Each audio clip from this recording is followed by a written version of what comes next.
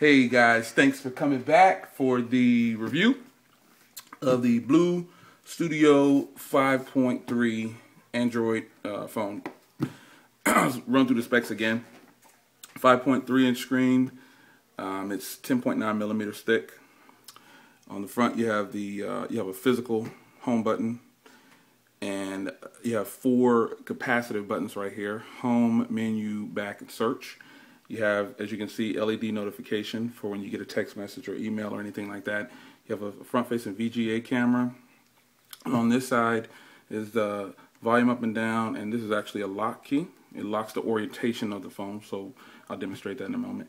On the top, you've got your 3.5 millimeter head jack, charging port, micro USB, power key, and your docking port here on this side. Nothing along the bottom. The microphone's on the front right there for voice calls.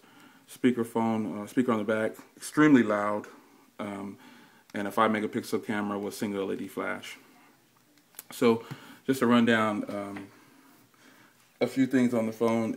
If you read on the website, it says that it comes with stock gingerbread. That's not entirely true.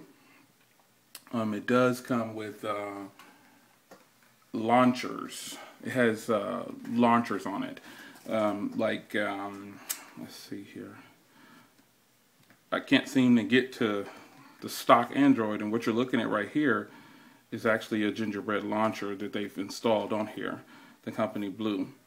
So if I go into menu and settings and go to applications, it's just got a bunch of different launchers on here, like Go Launcher and just all the different launchers that you can get free in the market.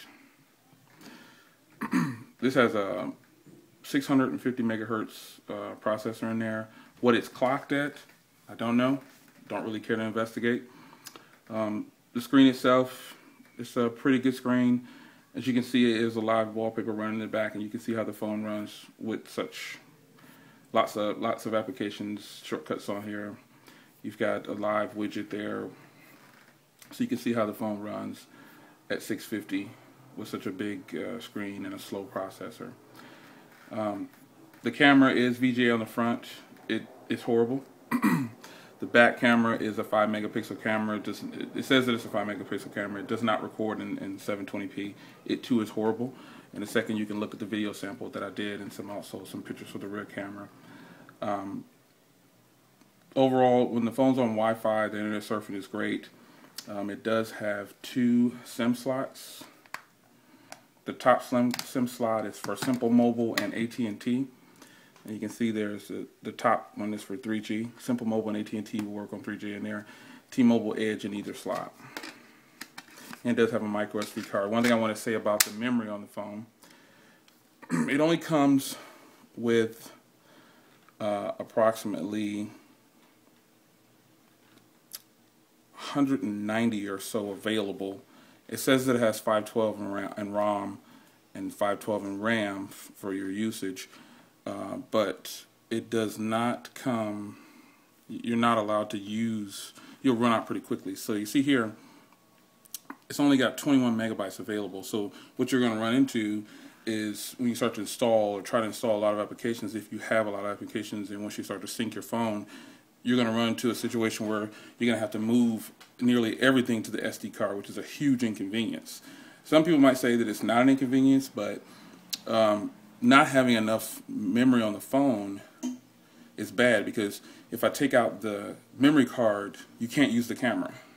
Even if you have 190 available, or 95 or 100 available megabytes, it won't let you use the camera. You have to have a memory card in this phone basically to use it. So that is a huge flaw, big flaw.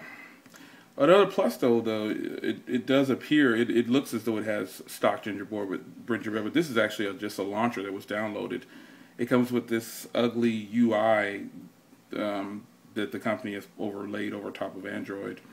Let's look at, you see it has this is just a gingerbread launcher, but it looks as though the phone actually has stock gingerbread.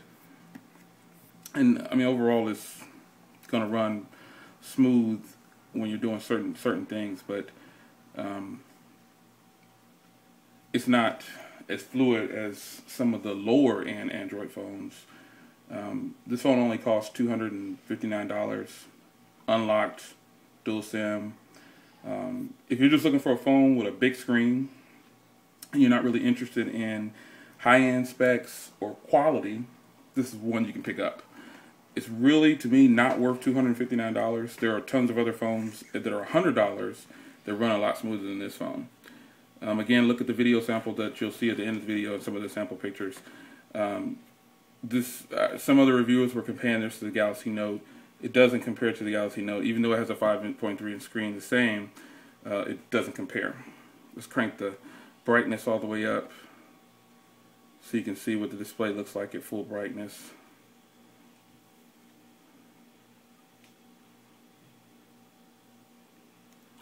And that's the phone at full brightness. I'm connected to Wi-Fi. Let's see if we can do some web surfing.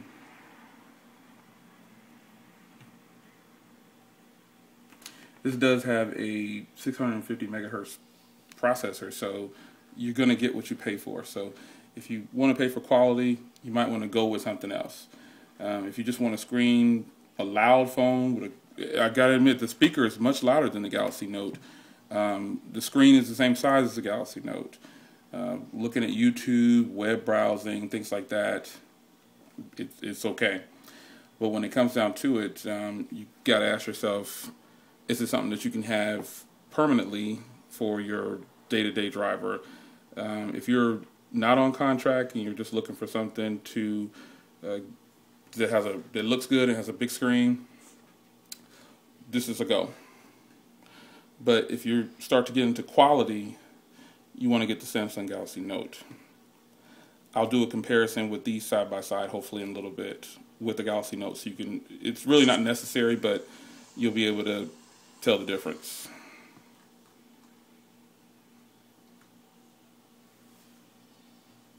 This is YouTube. It's playing over Wi-Fi. So it plays well, but again, it doesn't compare to the Galaxy Note in any kind of way. Here you can get a sample of how loud the speaker is.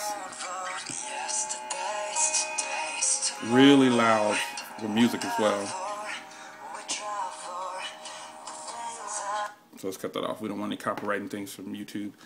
But all in all, the keypad is what you would expect. It has a 5.3-inch screen, so you're going to get a huge keypad. So would I recommend this phone? No, I would not. I would say go ahead and go to anything other than this phone for your daily driver. It might be good for media at home or, Kindle, things like that, but it's not worth $260 because in the end, it's just another overlay of like the phones that you can buy over in China or whatever. They just put it in a different package. Thanks for looking on. Look for the review with this side by side with the Galaxy Note shortly. Thanks for looking on.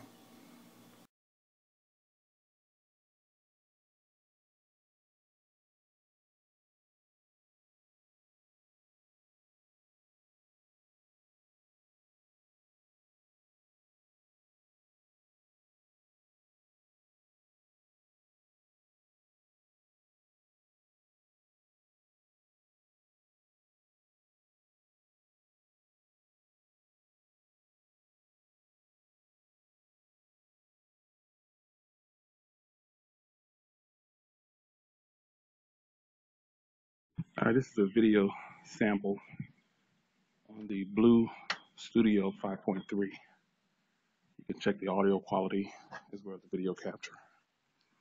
It's a very sunny day out. Let's see how it does. Doesn't record in 720p, but you can still get an idea of how the video capture is.